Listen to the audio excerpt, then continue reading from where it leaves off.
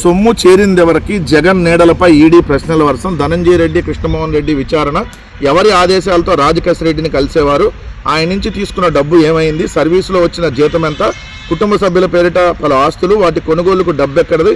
కీలక పత్రాల ముందుంచి ప్రశ్నలు. సమాధానాలు చెప్పలేక ఇద్దరు చాణక్య వెంకటేష్ నాయుడిని ప్రశ్నించిన ఈడీ అధికారులు. మద్యం కుంభకోణం కేసులో జగన్ సన్నిహితులకు ఈడీ ఉచ్చు అనేమో ఈనాడు. వైకాపా హయాంలో 1000 కోట్ల కుంభకోణం జరిగిపోయిందని చెప్పి వీళ్ళు ప్రతిరోజు రాసేటటువంటి వార్త. ఒక తప్పుడు కేసు మీరు పెట్టి ఆ కేసు ఎవరు పెట్టారో ఎవరో ఒక ఆకాశ రామన్నంట ఏదైతే విజయవాడకు సంబంధించినటువంటి వై వెంకటేశ్వర శ్రీనివాస్ ఎవరో ఒక రిజిస్టర్ పోస్ట్ చేశాడంట. ఏంగానే ముఖేష్ కుమార్ మీద రిజిస్టర్ పోస్ట్ చూసి ఎమ్మటనే దాన్ని ఆదేశాలు ఇచ్చాడంట. అంతర్గత విచారణ చేసి ఒక కేసు పెట్టారు.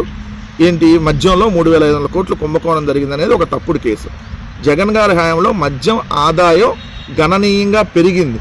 లిక్కర్ సేల్స్ తగ్గిపోయినా ఆదాయం పెరిగింది. ప్రభుత్వానికి అంతకుముందు చంద్రబాబు నాయుడు గారి ప్రభుత్వంతో కంపేర్ చేసుకుంటే 36,000 కోట్ల అదనంగా ఆదాయం వచ్చింది. 1,06,000 కోట్ల ఆదాయం 5 సంవత్సరాల్లో మద్యం ద్వారా జగన్ గారి ప్రభుత్వానికి వచ్చినటువంటి ఆదాయం. ఎక్కడా కూడా ఆ కుంభకోణం జరగడానికి అవకాశం లేదు. ఎందుకంటే ప్రతి బాటిల్ స్కాన్ అయిన తర్వాత మాత్రమే అమ్మకం జరిగిద్ది. 2 ప్రభుత్వమే షాపులు పెట్టి అమ్మింది.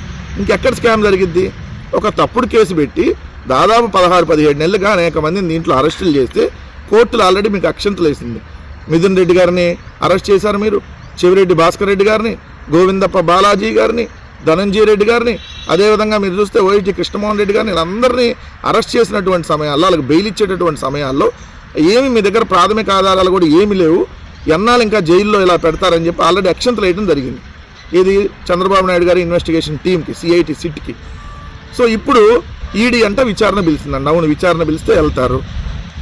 లోపలేదో మీరు చూసి వచ్చినట్టుగా బాత్రూంలో, బెడ్రూమ్లో దూరి మీరు చూస్తూ ఉంటారు కదా, బాత్రూమ్లు చూస్తూ ఉంటారు కదా, నీళ్లు నమలారు, ఈ ప్రశ్నల వర్షం కులిపించారు. మీకు చెప్పిందా ఈడీపీ ఈ ప్రశ్నలు అడిగారని? జగన్ సన్నిహితులకి ఈడీ ఉచ్చంట. మొన్నటిదాకే జగన్ గారికి ఉచ్చని రాశారు, ఎవరు ఆ బిగ్ బాస్ అని రాశారు. ఇప్పుడు జగన్ గారి సన్నిహితులకు ఉచ్చు. రోజుకు ఒక కథనం రాసి ప్రజల మెదడుని దెబ్బతీయాలి. ఇక్కడ ఏదో జరిగిపోతుందని ఏదైతే ప్రజలకి చెప్పాలి.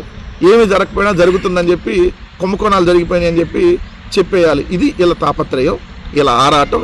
దానికోసం వీళ్ళు చేసేటటువంటి పత్రికల ద్వారా వీళ్ళు చేసేటటువంటి ఏదైతే దొంగ పోరాటం.